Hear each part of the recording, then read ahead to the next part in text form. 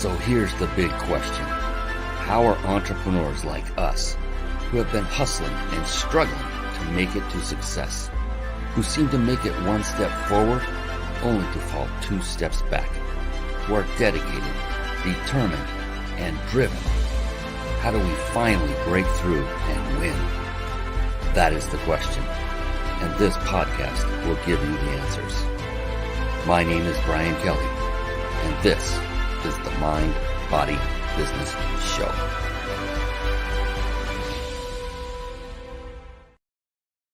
Hello, everyone, and welcome to the Mind, Body, Business Show.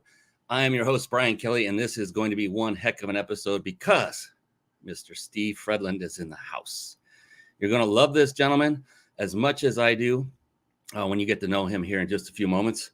Before we bring him on, real quick, the Mind, Body, Business Show, that is a show that I had created with entrepreneurs in mind. So it's a show for entrepreneurs, by entrepreneurs. And what I get to do is bring on very successful individuals, and then I get to extract their secrets to success for the purpose of you being able to take notes, then take action, and simply model them. So literally, you get to copy the things that they have utilized, the strategies that they have taken under their wing, the things that they do to become successful. You get it all right here on this show, and we don't charge a dime for it. It's like going to a seminar every week, a 1-hour seminar. I kid you not, and a very value-packed seminar because, again, only successful entrepreneurs grace this stage, and I get to interview entrepreneurs from all over the world. And one of the things I found was that to a person in my studies of about a decade of just successful people is that they all seem to carry these three traits, and I call them the three pillars of success. And a little hint, they are a part of the very name of this show.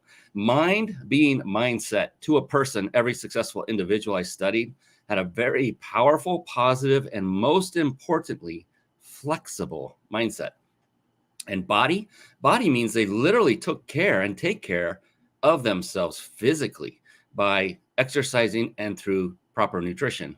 And then business is multifaceted. There are many angles and skills that one must master to build a thriving, successful business and then take it and scale it and continue to grow it. Skill sets by, like sales, marketing, team building, systematizing, leadership. I could go on and on. There are a lot of skills, and one must master these skill sets in order to build a thriving business. The good news is you personally don't have to master all those skill sets. If you just master one of them, the others can fall into place much easier because let's face it, I don't know if any one human being on the planet has enough time to master every one of the skill sets, let alone just the ones I just said. But that one skill set, if you master it, that one, then everything else can fall into place. And that is the skill set of leadership. That's right. Once you've mastered the skill set of leadership, you now have the ability, the tools, the skills to lead those who have mastered those skill sets that you either have yet to master or maybe you never will. And that's okay. The key is to bringing in help and getting rid of that ego and building your company and scaling it. I know we all start out by ourselves. I get it. I've been there, done that, bought the t-shirt, as they say, and there's nothing wrong with that. Just have it in mind that you're going to grow and scale from the very beginning. And speaking of growing and scaling, one of the things, another very common attribute of highly successful people is that to a person, I found they are also very avid readers of books. And with that, I like to segue very quickly. Don't worry, Steve's coming on real quick. I'm going to segue into a little segment I affectionately call bookmarks. Bookmarks. Born to read. Bookmarks. Ready, steady, read. Bookmarks. Brought to you by reachyourpeaklibrary.com. Yes, there you see, reachyourpeaklibrary.com. Now, a real quick word of advice before we continue. When it comes to listening, paying attention, being in the moment, this is something I love to impart on folks that are watching, even when I'm speaking from stage, is that when you see and hear about these resources, I know Steve's going to bring on quite a few. It happens every time, similar to like reachyourpeaklibrary.com, a website. Rather than succumb to that urge to go click off and click away and go look at that resource, please, I implore of you, rather than do that, is simply get out a piece of paper or whatever is your preferred method of taking notes, write them down, keep your gaze and attention on Steve during the show. And then when the show is over, then go back to your notes and visit those resources. That way you won't have any possibility of missing out on the one key element. It could be just that one time where your attention isn't fully on Steve and you're looking at something else, where he says that one thing that could possibly change your life forever. I've seen it happen over and over. And so I'd hate for you to miss that. So off my soapbox, that's my advice to you going forward. Reach Your Peak Library. It is a resource that I had my team build with you in mind. And that is the entrepreneur or business person or owner or even employee that's looking to get to the next level in their journey, so to speak, of entrepreneurship or business or their jobs. And what happened is over the course of the years that I started reading, I didn't start till about a decade ago. And then I started reading like crazy. Every book you see in reachyourpeaklibrary.com is a book I have personally read and I vet, meaning I got value from each and every book you see on this website. And I put them there so that you could just find one that resonates with you. Look at the title, read the quick description, look at the book cover, whatever you want to see that, or whatever that jumps out to you, and just take action and go get it. This is hooked straight to Amazon. This is not for the purpose of making money. It is for the purpose of giving you a quick access to a resource where you can go find a book and have some sense of assuredness that your time will not be wasted. Now, I can't promise it'll have the same impact on you as it did me, any or all of these books, but the odds are increased. They're better than minimal. So reachyourpeaklibrary.com, that is there for you. I hope you enjoy that. It's literally like a gift. I did it just for you and for folks that watch the Mind Body Business Show right here, right now. Speaking of right here, right now, you know what time it is. It's time to bring on the one and only Steve Fredlund. Here we go. Get ready. It's time for the Guest Expert Spotlight. Savvy, skillful, professional, adept, trained, big league, qualified. And there he is, ladies and gentlemen. Yes, it is the one. It is the only Steve Fredlund. Hey, Brian, how you doing, man? I'm doing fantastic. I'm so excited to have you here, Steve. Thank you for spending your precious time with me here and our audience. I appreciate that very much, and I know they will too, once they get to know you better as well. Before we go in, I'm going to give you the proper introduction you deserve, Steve. But real quick, a little bit of housekeeping, and then we'll bring you back. You're not going anywhere. But a couple things I want to call out. That logo that's above your left shoulder, that red and white one, that is the Big Insider Secrets, and they sponsor this very show. And to the point where for those of you that stay on this show, watching it live, you must be live until the end, you'll see an opportunity to win a 5-night stay at a 5-star luxury resort. And that is, again, all compliments of the Big Insider Secrets. That's my buddy, Jason Nast, who owns that company. Thank you so much, Jason. We get to do this every single week. It is amazing. And a couple more, and we're going to come right back to Steve. So don't go anywhere. Don't go anywhere. So if you're struggling with putting a live show together and maybe it's overwhelming and you want a lot of the processes done for you while still enabling you to put on a high quality live video show and connect with great people like Steve Fredlund and grow your business all at the same time, then head on over to carpetbombmarketing.com. Carpet Bomb Marketing. Saturate the marketplace with your message. And one of the key components that is contained in the Carpet Bomb Marketing system is one that you'll learn how to absolutely master. It is the very service we use to stream our live shows right here on the Mind Body Business Show. Over the course of the past, 10 years now, we've tried many of these quote unquote TV studio solutions for live streaming. And I have to tell you that StreamYard is the best of the best. It combines supreme ease of use along with unmatched functionality. So you see the URL on that screen. If you're watching this, for those of you listening on podcast, write this down. It's ryp.im/streamlive, all lowercase, no spaces, ryp.im/streamlive. So start streaming high quality, professional looking live shows for free with StreamYard. Not right now, but after the show's over, go to that URL and get your free version so you can give it a go and see how awesome it is. Now let's bring on the man, the myth, the legend, the one you are here to see. Because you're not, let's face it, you're not here to see me. You're here to see Mr. Steve Fredlund with things going off that shouldn't be going off. That was interesting. So that was a visual. That was a tease. We'll show you what that is later. Steve Fredlund is a longtime actuary, nonprofit leader, humanitarian, and podcaster who recently has become an entrepreneur and small business owner. He knows the highs and lows of leadership. Do you remember we're talking about leadership at the top of the show? For the past 15 years, he has been on a quest to understand the driving forces behind a leader's happiness and unhappiness. I like that. As a professional speaker, Steve's insights are transforming the lives of leaders across the country. I love that your focus is on leaders, Steve. That is powerful.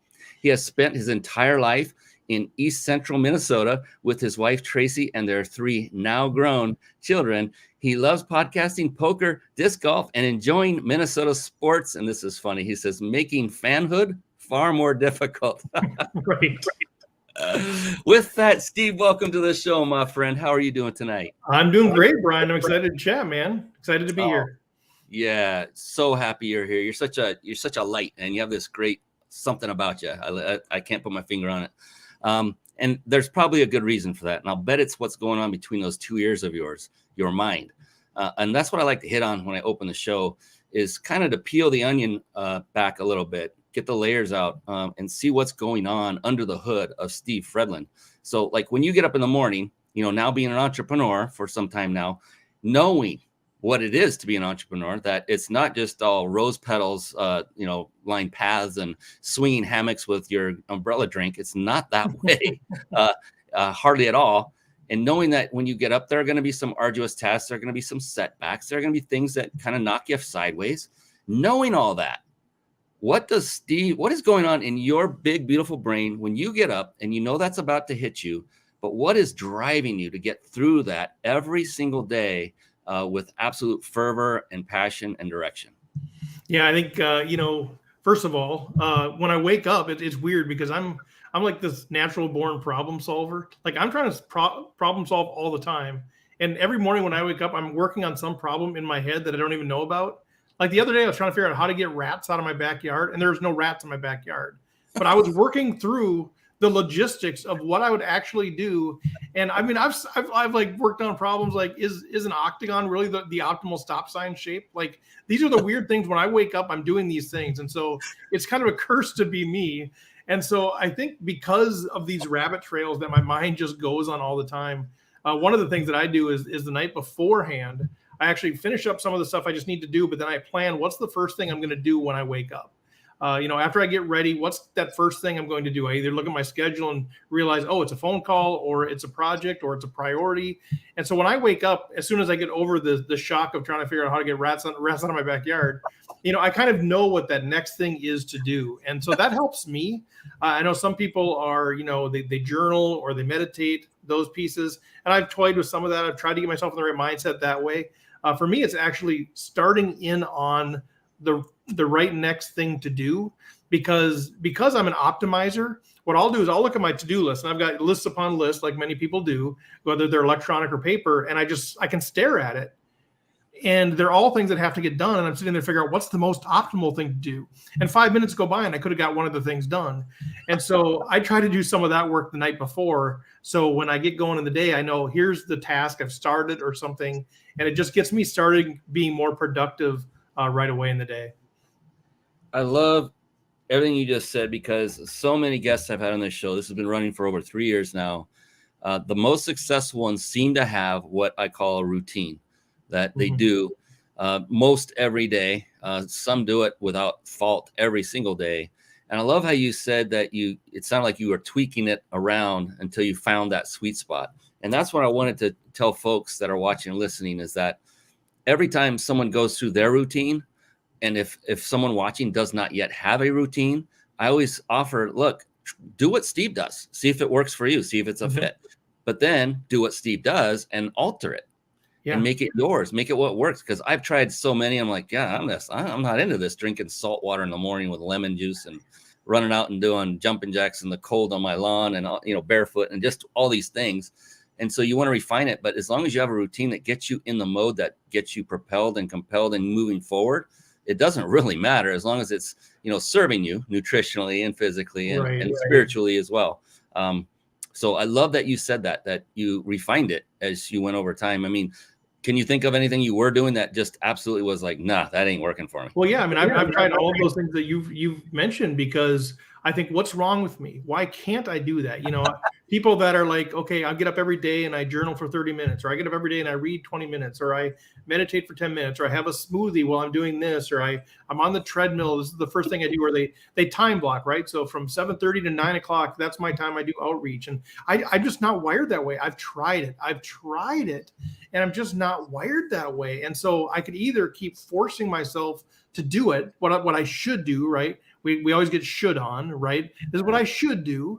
I said I didn't, so no FCC violation. But we do that, versus saying, well, what really makes me tick? What really is, how I need to start my day? And so I think we're so focused on doing what other people have done that we don't actually assess for ourselves. So yeah, I've tried a million different things. And it even goes back to when I was in the corporate world, which I ended that time about 4 years ago.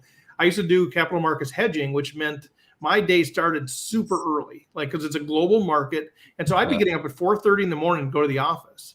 And I thought, oh, I'm a morning person because that's what I did for 25 years. I'm not a morning person.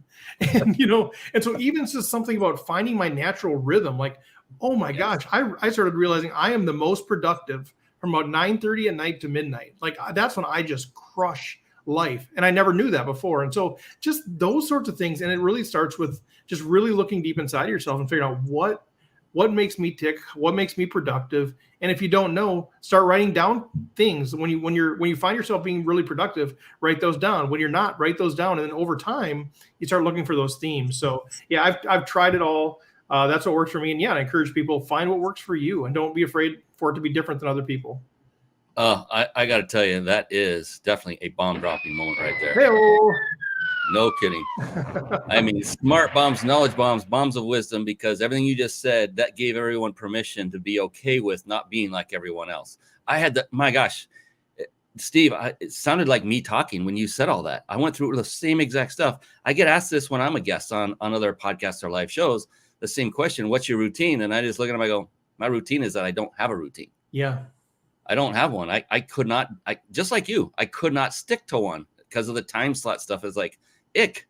I got appointments on my calendar. They're important, and I show up to those. That's time slotted. But as far as routines go, what I have works now, is working very well, and I don't need any specific routine. Probably you're the same in this regard. I don't know, Steve, but I think we're animals that like variety a little bit more than strict, rigid, disciplinary approaches. I don't know. Yeah, I need to have the flexibility to be able to, I mean, some days I don't have any meetings scheduled. Some days I have 8 or 9 meetings scheduled. Like, how can I be consistent in how I time block those days? And then I try, the Monday, Wednesday, Friday is this, the Tuesday, Thursday, this, and it works for, not even half a week, and I already wreck it. And I think, but I think I'm wired. I need that flexibility because I'm a multi-passionate person. I need, for my own enjoyment, for my own satisfaction, my own happiness, I need to have the flexibility to be able to chase something for an hour.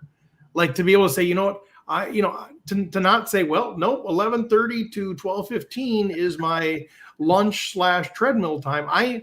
For me, and this is not for everybody, but for me, I need to be able to say, oh my gosh, I just found something here. I'm going to spend 45 minutes researching that because I think it's a critical piece for my next talk or something. I just need to have that flexibility. And when it's such a rigid structure like that, it really dampens my joy. Yeah, just right down the same path. I have it in my calendar to work out every day, and I put it in there, and it's for 11:30 a.m. And I didn't get to it till 4, which is great because it gets me amped and energized right before a live show. That's something another individual that I interviewed on this show said that really rung true with me. He said he doesn't really plan his workouts either. He does them right before he knows he's about to attack what he calls an arduous task. Or for me, it's something that would require or demand of me more energy. I want to put everything I have into this for your sake, not so much for my sake. I want to be the best host I can be for every guest that comes onto my show. And that's one way I solved that. And so I didn't work out at my allotted time for, I seem to never do. But that's where you have the ability to, if you can be disciplined enough to know that you'll get back to it. I think that the beauty of structure, and I have a good friend who's really highly structured because he says, if I don't follow that structure, I will never do those things. I see. And so that's knowing yourself. That's true. And that's huge in so many ways, Steve. Knowing yourself, not just from a disciplinary or routine standpoint, but what you do for a business. To identify with what you do, is to be passionate about it, to be truly in alignment with it. I mean, I heard all this stuff for years, and I heard it, but I didn't integrate it. I couldn't figure out what the heck they were talking about until just a few years ago, when it became really apparent what I truly love to do. And the beautiful thing is, I was told by other people what I love to do. Mm-hmm. And right. it made me go back into myself and say, you know what, they're right. And I ended up completely walking away from a personal trainer business that I had going on online. In 2 days, I made the decision, and the website was down. And I said, good. And I walked away, and I was happy.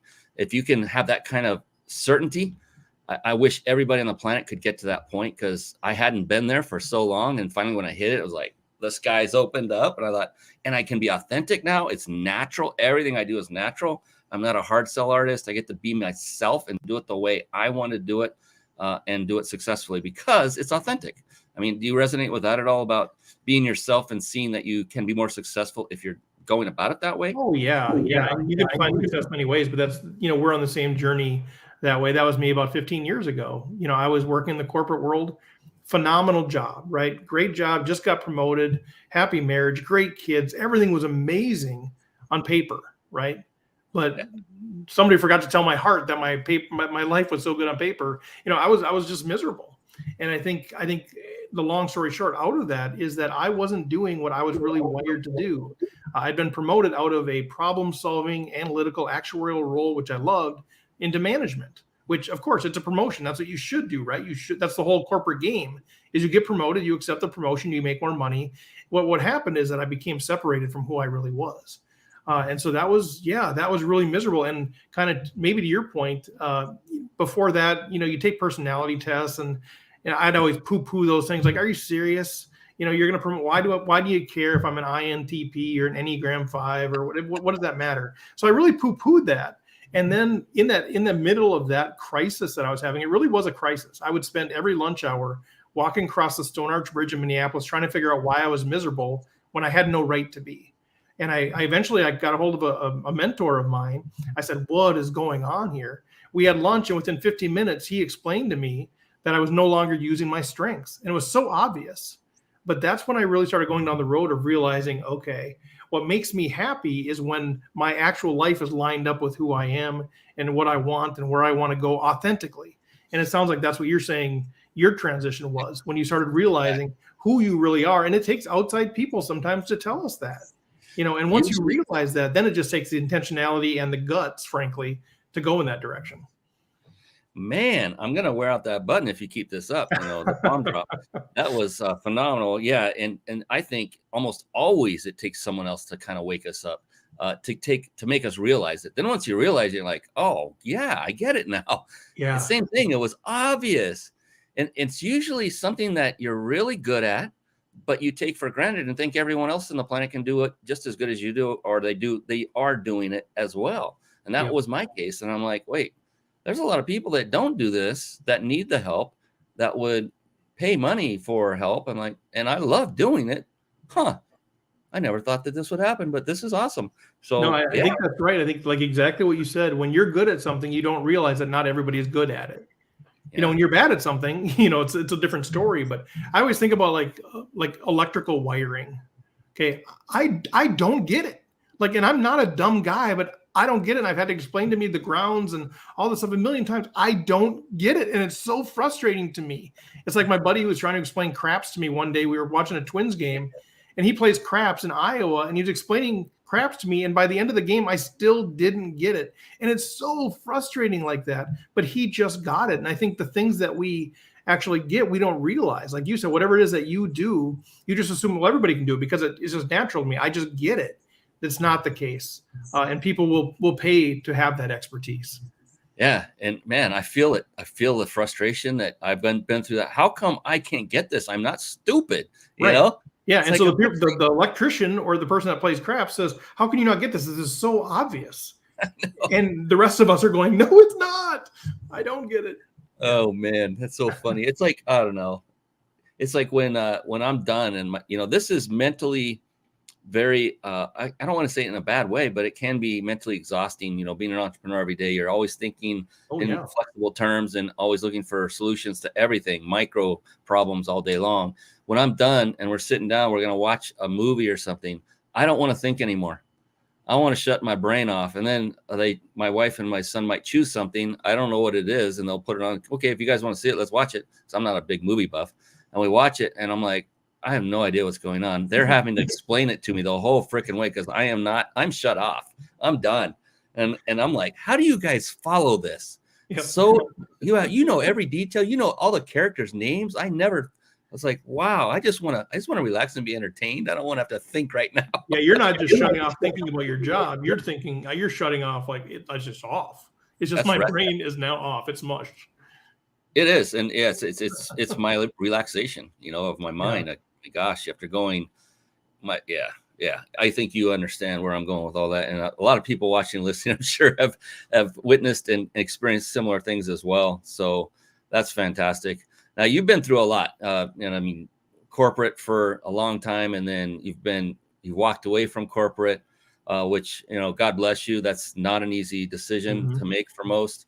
I've literally seen a fairly prominent entrepreneur who would fill the room with 500 to 800 people for a 4 to 5 day event from stage, tell everyone in the crowd, if you have a job, then you need to quit. And I wanted to run up there. I knew this person personally, and I helped that person several times in several of their events. I wanted to go up there and virtually smack him. Yeah. And say, take that back. Because, I, at that moment, was one of those people. I had a job, I had kids, I had a wife, I got responsibility. If I just quit, well, we don't have a house anymore. We don't have a lot of stuff. And you're just saying, go out into the middle of the lake, strap a stone around your leg, jump out there, and then just figure out how to swim. That's basically what it was happening. I was like, no, irresponsible. To do what you've done, Steve, is quite a testament. Because it takes a lot of energy to work a full-time job and develop your passion on the quote unquote side while everyone else is taking vacations. You're still working and laboring in that thing that you're passionate about. And then you made it. You crawled out from amongst the sewage. You put your head up and you realized, hey, I like doing this better more than I'm in corporate life. And that mentor was your godsend. That was phenomenal advice. Yeah, I mean, I wish it would have happened sooner, but it happened when it happened. I mean, that's it, and it's a big deal. And I think to say everybody should quit their job, I think that does a lot of injustice. I think there's a lot of great things that happen from just having a job and working hard and getting benefits.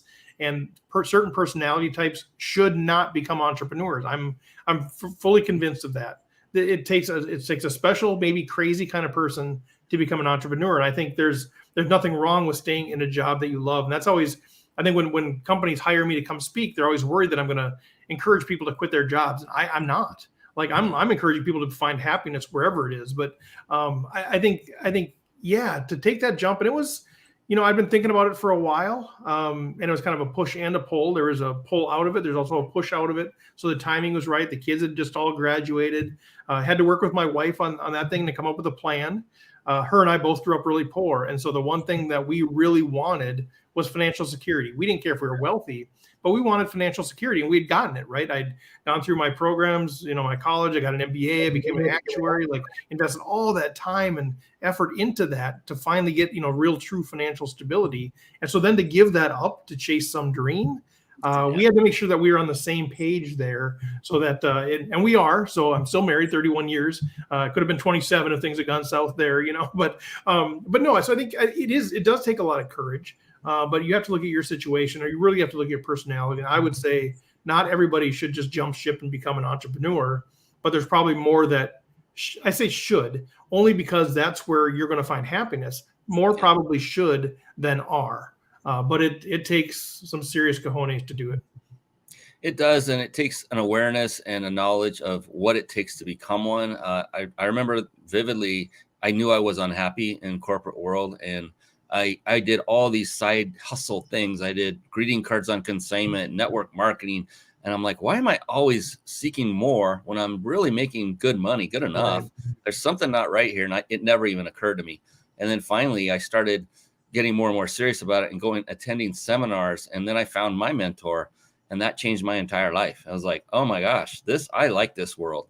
I like this world because have you ever been to one of those seminars, Steve, or a networking event? It's a large number of people. It doesn't have to be large, 50 to 300 to 500 to 1,000, whatever. Yeah. And you go to the hotel. It's usually at a hotel, and you're outside the conference room, and it hasn't even started, so the doors aren't open. And without even talking to anybody, just being in the presence, I felt like I was in the company of my second family. It just felt right. And I never even talked. I don't have to talk to them. It just seems right. And then I start talking to them, like, now I know I'm in the right place. Because everyone there is so positive minded. Corporate was such a drag on every fiber of my being. It was like, let's figure out all the ways we can't do it. Like, it really can be. Yeah. And, I worked for a lot of Fortune 500 companies, and again, great people, amazing organizations, making them, billions and billions of dollars and all that. But boy, yeah, it's hard to get things done, and it's hard to find when you have an entrepreneurial, innovative, creative spirit about you, it's hard to find those sort of people there, because a lot of the folks there, they're there because they want to just go to work, do their job, and go home and have a beer. And there's nothing wrong with that, but it's hard to find your kinship there. And, and that's been part of the struggle, even becoming an entrepreneur. And then when COVID hits, like, my wife doesn't understand being an entrepreneur. She's a teacher, which is great. She goes to school, does her thing. My family doesn't get, being an entrepreneur. So it's a very lonely place to be. So it's really important to find those people, find your second family, as you said, find the right peeps in your Jeep. As I talk about my TED Talk, just find those people that are going to give you life and encourage you and affirm you. And a little bit of a rabbit trail. I mean, that was part of one of the things that I've realized over the last couple of years. And my wife has helped me realize this too, is that as much as I don't like to admit it, I like affirmation. I like people to say, man, good job, way to go, and recognition that comes with that. I never really considered that about myself, but I've realized that's one of the things that I miss the most about the corporate world, because I was a really good actuary. I was a really good hedger. I was a really good workforce analytics guy. And so every quarter, every year, when you get that review, you get the bonus. It's an attaboy, way to go. You're adding a ton of value. We love you, kind of thing. And when you become an entrepreneur, at least in the realm that I've become an entrepreneur, I don't have that. I don't have people around me. I don't have bosses. I don't have colleagues that are saying, man, way to go, you're adding a lot of value. It's all on me. So what I need to do is I need to find those places where I'm going to get that positive affirmation, where I'm going to get that, maybe not recognition, but I'm going to get that encouragement to keep going. Some of us have that wired inside of us really deeply. I don't. I need some external forces to encourage me. And so I'm sure that's resonating with some of the entrepreneurs that are out there, where you're used to getting all of that encouragement and affirmation from a job and a boss, which is now gone. And you've got to find that somewhere. I have to anyway. And it's almost like food, it's a need. And I think everyone has it to just varying degrees. It's always nice to get that affirmation, that affirming comment to say, I like that. I think you did a great job with that. And when you say they came from a job where they used to get that, well, there are some that never got it from even their own manager and boss, because they were a negative type of reinforcer. I don't want to go down that path, because I witnessed. I've had plenty of those too, where I've been a new boss, and they just, I was employee of the year one year, and the next year my new boss told me that I was terrible. The first meeting, they were new to the company. They told me I was terrible, and I don't know if that was somehow supposed to motivate me. But you're right, that you get that side of it too. Yeah. And so it's, when you're with other entrepreneurs and just collaborating with them, I mean, doing the show like this, I get to meet amazing people like you. I just got off the phone literally with a gentleman who interviewed me earlier in the day, and we were collaborating outside of the show completely and helping each other. And that's to me is the affirmation part of it. It's fulfilling. I don't anymore need someone to tell me great job. It feels great. I'll take it. Don't get me wrong. But it's not something that I need to fuel me. Now it's the result. I just want to see the result happen. Then I know all the work I put into it has come to fruition. And am I making a difference in someone else's life? That is so important to me, more so than the money, because it comes with the money.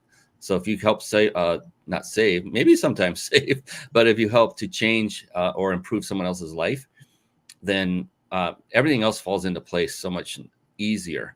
And there's no straining for that next dollar. Not saying you ever are going through this, Steve. I'm just saying in generalities here, but I just love the fact that you can be authentic and be successful at the same time, because so many think you have to fake it to make it. And so many start off that way. I've done some of that too.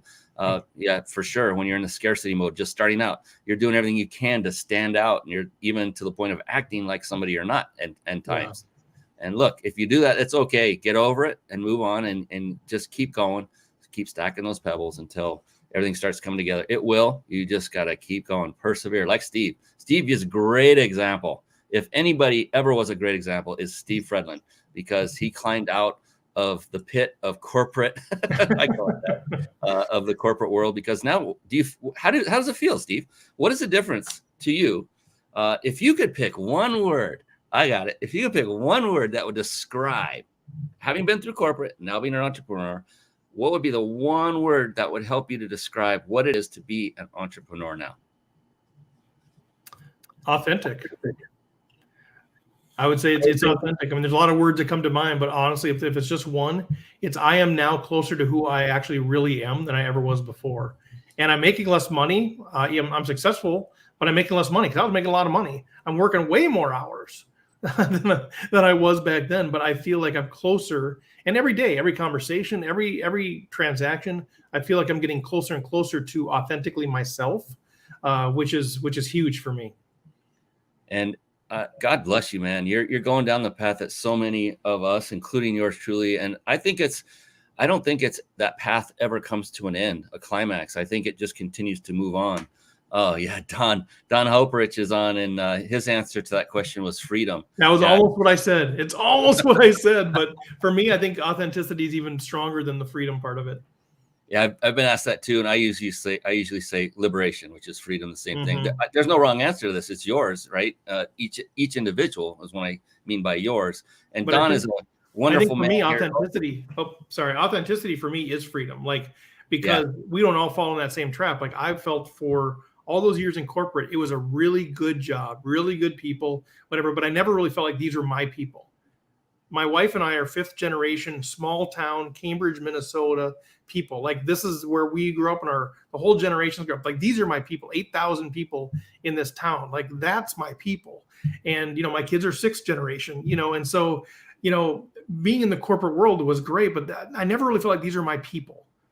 And, because I just didn't grow up in it, and I don't care about some of the things that they care about. I can't talk about the same things, the private schools and all the things that they talked about. There's nothing wrong with that. It's just they weren't my people. And so for me to now be working and helping micro businesses in my hometown, that is a sense of authenticity that, because it's closer to who I am, which is freedom for me, because I felt like I was trapped in somebody else's life, and I've been freed from somebody else's life.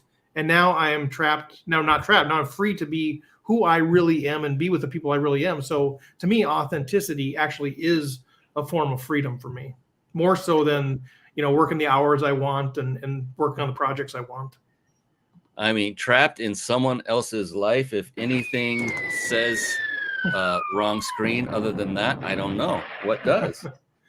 Well, it doesn't hurt to remind people to enter that contest either. That's a pretty good deal. Yeah, that's coming up. I hope nobody watched that. Let's see if it works this time. I'm just curious. There we go. That's better. That was a little glitch.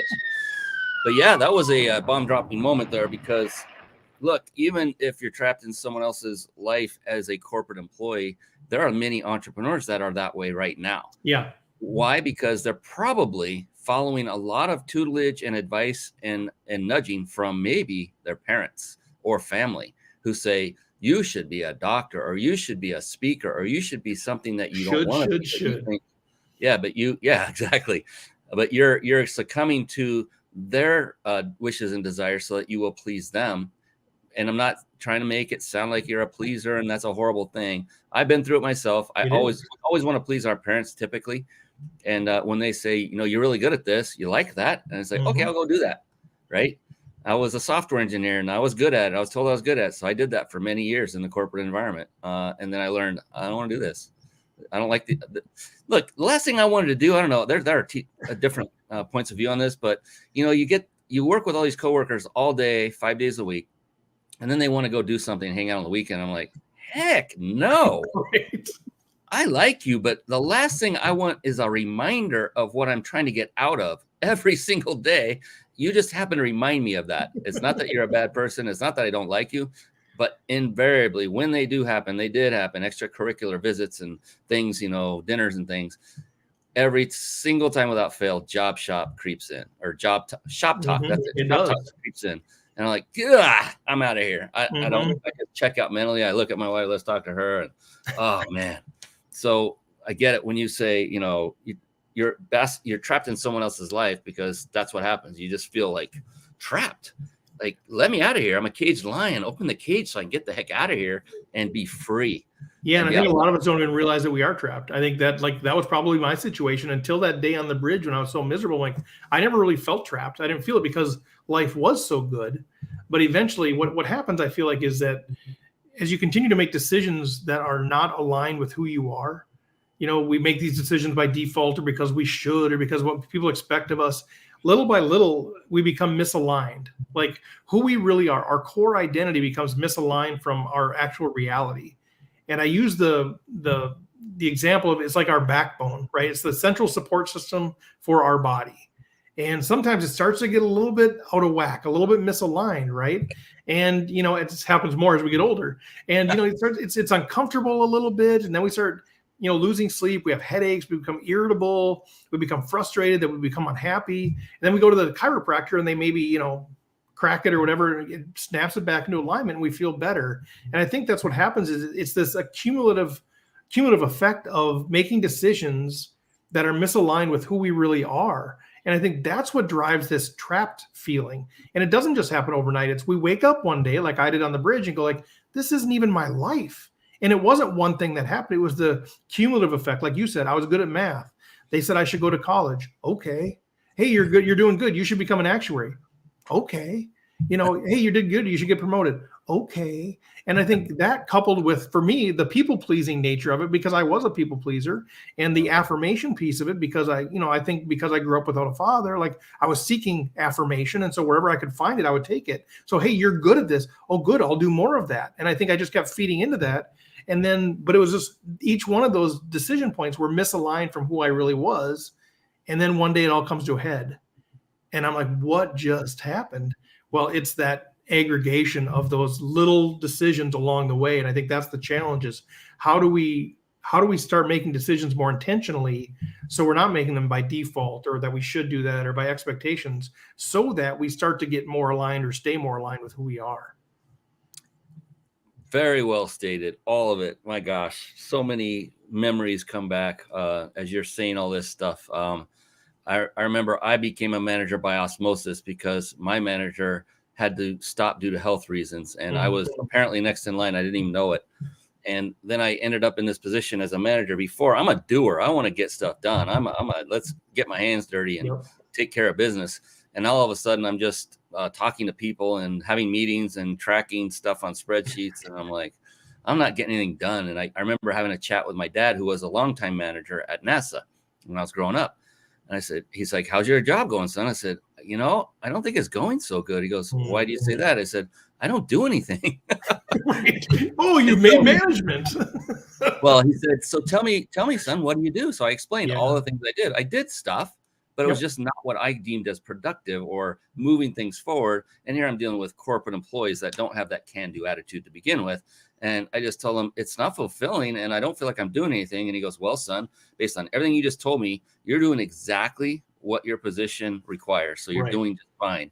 And I thought, I never want to be a manager ever. It's not a good fit. Mm-hmm. Not in that environment, in a corporate environment. Now, being an owner of a business, totally different, totally different. And if it's your business, completely different. I don't mind that. I love that. I love dealing with people and managing and orchestrating. I still like doing, though, a little too much. But yeah, you just reminded me of all these haunts from the past. No, I mean, the thing is, you said something earlier. You said, I wish it would have happened earlier. And I have that thought now and then. And I think, well, you know what? I'm actually glad it happened when it did, because of the experiences I learned. I now know what to do and what not to do when I run my own business. So I take a lot, and plus it adds structure, more discipline. I don't know how many entrepreneurs you've met, Steve. They're like cats trying to hurt them, and they're all Mhm. over the place. They have no structure, no discipline, and they just wing it. Some do it successfully, but rarely. And you're just like going, how do you even manage your life? You're like all over the place. Yeah. So I take the good and the bad and integrate it in a way that helps with the overall business, and then add a big dash of liberation and freedom and authenticity. And woo, let's go, baby. It's a fun thing. Yeah, no, that's it. Yeah, I mean, I wish it would have happened earlier, but it didn't. And so it's kind of well, what's the right time? The best time to plant a tree is 20 years ago. The next best time is now. So let's go. Like, so I could sit there and say, well, nope, I kind of missed, I was 48 years old at the time. Shoot, I missed my ship. It passed me by. I'm just going to plug in here another 15 years and then retire. Or I could say, you know what? No, I don't want to do that. I want to take control of my life now and make the change. And so, I mean, for me, I wish it would have happened sooner, but I'm glad that I'm taking the steps now. And, I mean, all the things that I learned along that whole journey, I can now share with your listeners and other people that can maybe benefit from it. And kind of like your heart is to help people and kind of improve the world around you. Like, that's my deal too. Like if part of my legacy can be that a few people, I'm not saying quit your job. I'm not even saying quit your job. It could just be redefine your job, figure out your source of happiness, tweak your job, whatever it is. Like, but whatever, if I can help a few people, part of my legacy is that their life is better sooner as a result of what I learned the hard way. Man, I'll take that. I say this like so many times on so many shows, but I truly feel like, Steve, you and I were separated at birth. We're twins. So many. You need to have a goatee. You got too much side beard there. Otherwise, I used to. I only did it because I could finally grow some. It took me too long, in my opinion. So I grow mask. Here's the story about my goatee, which people are like, why do you have a goatee? Like, that's out of fashion. All right. So I can grow hair like crazy. Actually, I just had my back waxed, which is terrible. Terrible. Don't ever do it. It's terrible for my wife. Here's the other thing. I put this into a goatee when I was like 25 years old, because I was in a play. And I was playing like a young, yuppie, urban professional kind of person. And my wife's like, hey, I kind of like that. And ever since then, like, I've shaved it a couple times. She's like, no. So I've had a goatee for 25 years because my wife liked it. Well, we're similar, but my wife didn't like it. It's just because I don't have a chin and it looks better that way. Well, it's all whatever she wants, right? Yep. Don Hopperich, who is a dear friend, and he's local here to where I live. He is the head of a Chamber of Commerce here. He's an amazing guy, always helping businesses. He just brought in a comment. I just have to read it to everybody. He said, I retired from the job just over 10 years ago. But now, even though I work more now and spend more time doing what I like to do, I wouldn't go back for anything. I get more pleasure helping the people I do now. And I find I just cannot give it up. But the years I spent in corporate would give me some remarkable tools. I have to look around my thing that I continue to use every day. Yes, exactly. So I think, Don, we're all in a violent agreement here that there's nothing wrong with having a corporate experience. Yeah, I secretly wish I would have started sooner too, but I didn't. It's okay. But I think Don brings up a phenomenal point. Like, that's the part that I want to make sure that isn't lost on me either, is the tools that I learned from that. So having my corporate job allowed me to get my MBA, right? I got that a little bit later, and they paid for most of that. I got my actuarial stuff. I learned how to start divisions inside Fortune 500 companies. I learned, how to do workforce analytics. I learned so many things in the corporate world that now I can take out that, if I had, maybe to Don's point, if I had left the corporate world 20 years earlier, I would not be able to serve my clients nearly as effectively as I can now. So the tools, even just learning how to use, a lot of the actual softwares and some of that stuff has been huge. So that's a great point. Sorry, I cut you off there, Brian. No, not at all. Not at all, brother. So now you have tasted both sides, and I know we kind of already stepped into this area, but I do want to, I'm going to, instead of doing that, I want to find out, you mentioned something about how you're helping micro businesses, and I wanted to learn more about that.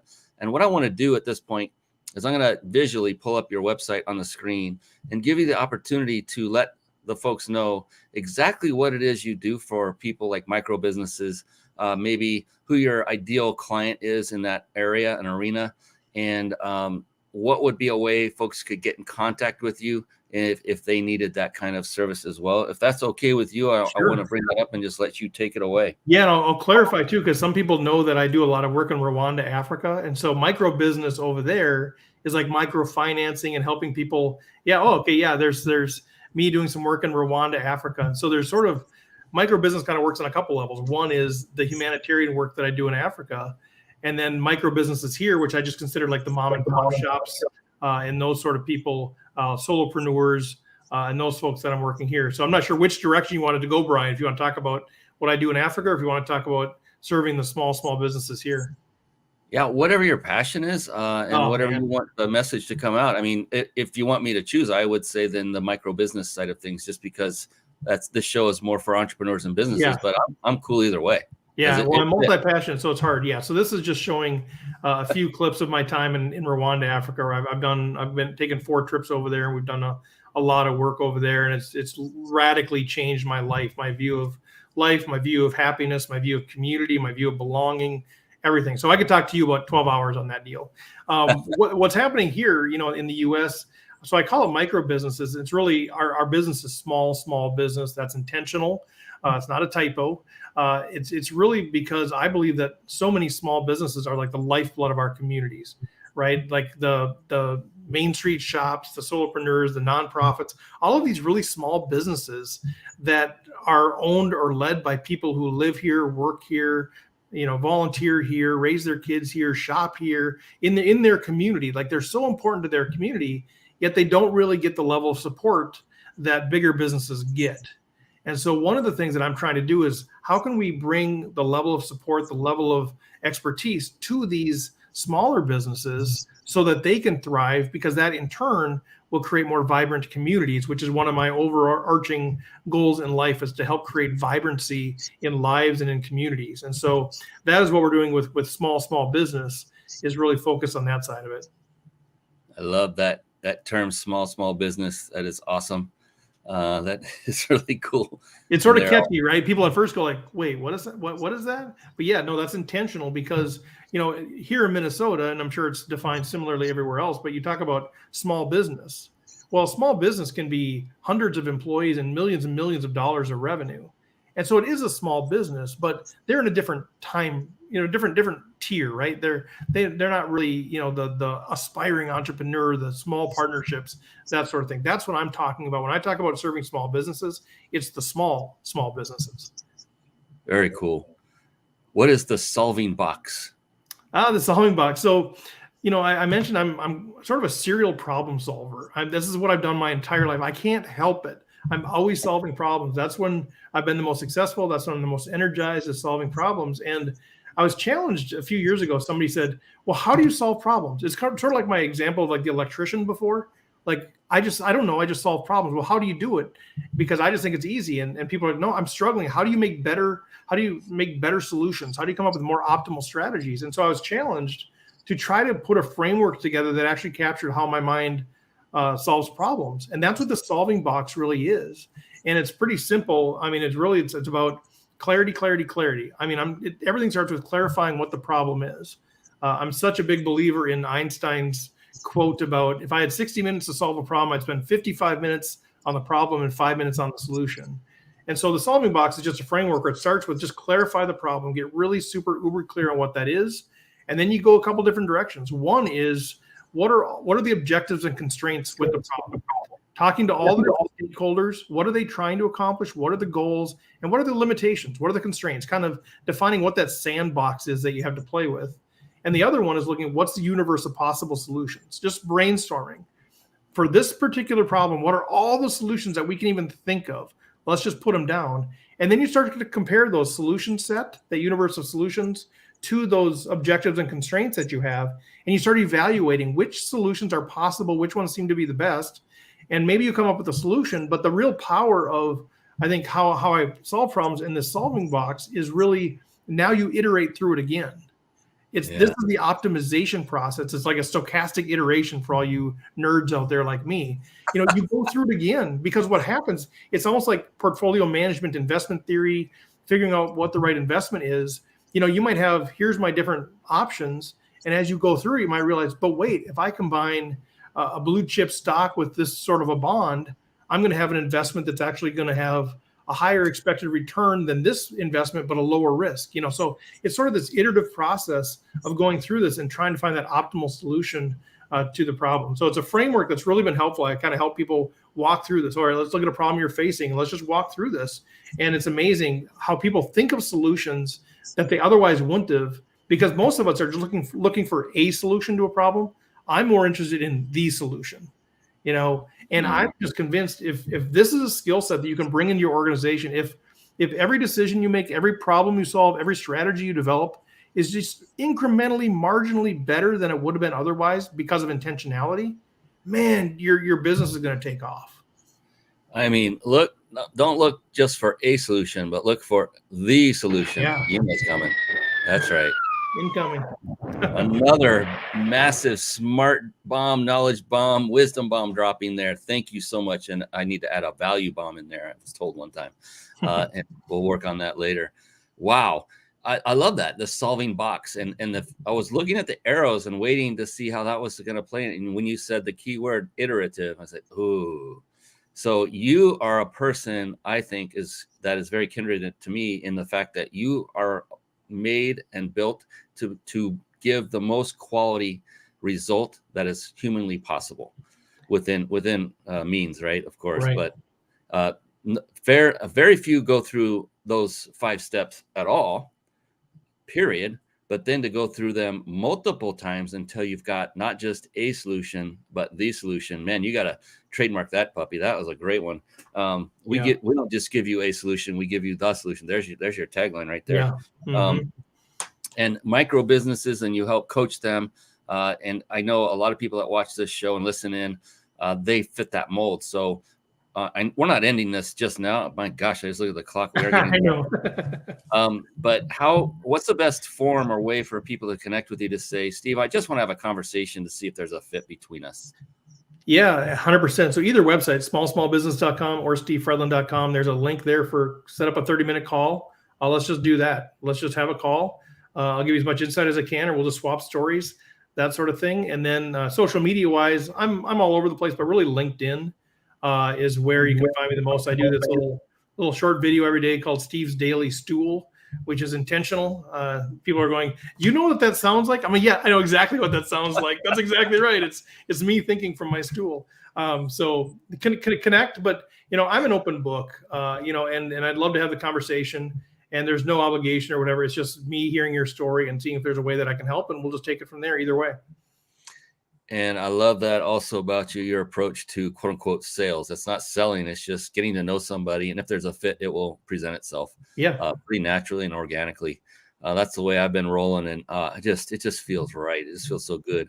I'm wondering how we got separated from when we were born. I feel like I should be sitting like you're sitting, and just to see how closely. Do you have red hair? It looks like you might have red hair. I don't know. Reddish. Yeah. Reddish. Okay. Yeah. Well, I do have a brother that has black hair, so it's still possible. We don't have to be identical twins. Fair enough. We'll compare our stories of our parents to see if we cross paths. Go to ancestry.com. Hey, look, it's real. We were. Right. That's funny. Well, hey, we're almost to the end here. I do have one more question I love to ask every person that I have on this show. It's a profound question. It's amazing. It came a lot by accident when I asked a few people over the course of time that question, and I thought, wow, that was an interesting response. I'm going to try that again. So I made it now my moniker ending closing question of every show. It's pretty amazing, pretty powerful. But before we do that, I did promise, as I teased earlier by hitting the wrong button over here, that I would provide everyone a means to win a 5-night stay at a 5-star luxury resort, compliments of the Big Insider Secrets. So what I implore of you all to do right now is still write this down and then visit it right after we close off the show. It's coming up here real soon. Don't worry. We'll keep the lines open, as they would say in the old days. Here it is. I'll put it up on the screen for those of you watching live. To enter to win, go to ryp.im/vacation, all lowercase. Write that down right now. Put it on your piece of paper, your notepad on your computer, wherever you are taking notes. That's ryp.im/vacation. Go there and enter right after the show's over. You don't want to miss the response from Steve to this amazing question. So go write that down and then enter to win right after we close the door to this amazing show, because it's amazing because of Steve Fredlund, not because of me. This guy's amazing. So I'm having a blast. So Steve, there's a little bit of build up to this question, and that's done on a purpose. The thing is about the question, there is no such thing as a wrong answer, just so you can kind of take a deep breath in case it was starting to build up a little bit, because some are like, well, man, you built it up so much, I'm nervous. That's okay. But the other thing is, it's just the exact opposite. The only correct answer is yours. So there is no failure, no potential. I like that. Possible. Yeah. Now this is when people go, okay, now I'm really trying to figure out what the heck you're going to ask, and they're going crazy. But just know that if it takes you a moment to think about it, that's cool. If you have it instantly, that's cool. Why? It's your answer. It comes from you. It makes it authentic and unique to you. So with all that wonderful buildup and intrepidation, are you ready? I think so. I might have some spontaneous internet trouble here or something. I love it. All right, here we go. Steve Fredlund, how do you define success? I define success as alignment between who you are and what your reality is in the world. So, you can call that happiness, you call it success, call it contentment, call it whatever you want, but none of our success is the same, right? I mean, you might be driven by money, you might be driven by fame, by respect, by whatever that might be, peace, quiet, some of those things. So I think success is really beauty in the eye of the beholder kind of thing. So it's define what your success is, what your true authentic self wants, how your true authentic self is wired, all of those things, your core identity. Define what your core identity is, make decisions that are completely in alignment with that. And if you live that way, if you keep pursuing life in that way where you're making decisions aligned with who you are, that's going to create happiness. And to me, that's what success is. You know what's coming.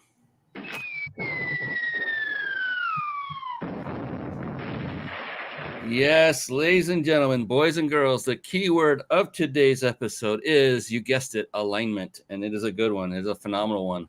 And here's the wonderful thing about that whole thing, Steve, is I've been asking that question for almost 3 years. I didn't start from the beginning. I have not had two people answer it identically yet. That's why I use that question. And with your permission, at some point, I'm going to compile all of these questions and answers. It's the same question.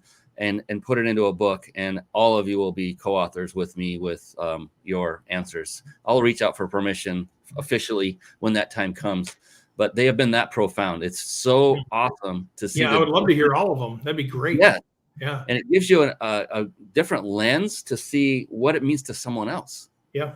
And most every time it does align with me. It's not what I would call success today.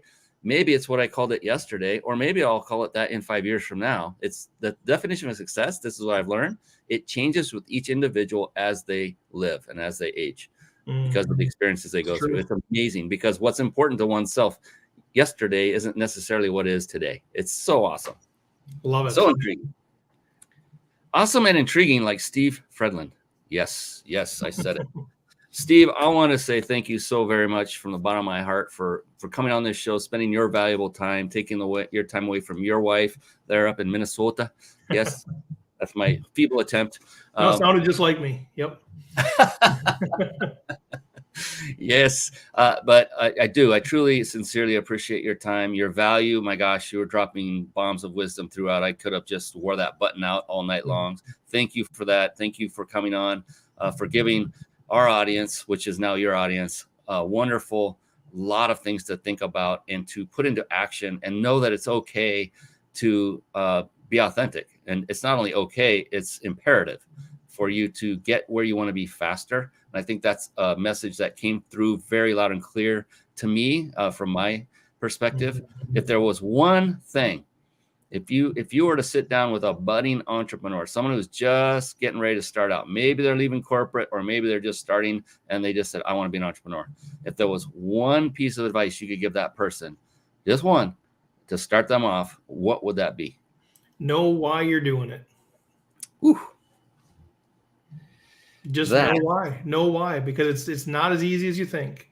Truly understand why you want to start a business. Not only, I'm sorry, you just wanted a quick answer, but not only, but that's going to structure everything. Like if you're starting a business because you just want to have a job and not have a boss, that's going to be a very different structure than if you're trying to create an asset to give to your children versus you're trying to have impact in your community versus, you know, all of these different things, trying to create passive income. Like if you don't know why you're trying to start your business, you're just going to get lucky if you structure it the right way. So if you want 10 years from now to say, man, this is what I wanted to do, you got to start with the end in mind and really know why you're doing it. Words of wisdom. Thank you, Steve. I couldn't agree more. Fantastic. All right. Once again, thank you, Steve. That's it. We got to wrap it. As much as I'd like to go another couple hours. So Steve, if you're open, we'll just keep going. I'm just kidding. Right. I probably could. Yeah. Yeah. No, it's an honor to be on the show, Brian. I really appreciate you asking me to be here. I know you've got a great audience and they respect you and they respect the guests that you bring on. So it's an honor to be considered and to be able to share with your audience. And I left the corporate world so that I could help small businesses. Like that is why I did it. If I wanted to make money, I'd still be doing that. So if you are out there going, man, I kind of like the way the guy thinks, I'd love to have a conversation. Don't just leave it there. Let's talk. Let me serve you in that way. And let me serve Brian by serving you. Yeah. And you can see Steve, he's one of those guys that won't bite. No. And in fact, he can't bite if you're not in Minnesota talking to him physically. Right. And I'm too old. It wouldn't be very forceful anyway. Might leave his teeth in your hand if he did. 1 second. Yeah. All right. On that happy note, this has been fantastic. On behalf of the amazing Steve Fredlund, I'm your host of the Mind Body Business Show, Brian Kelly. We will see you again next week with another fantastic episode. Until then, so long, everyone, and be blessed. Take care for now. Thank you for tuning in to the Mind Body Business Show podcast at www.themindbodybusinessshow.com.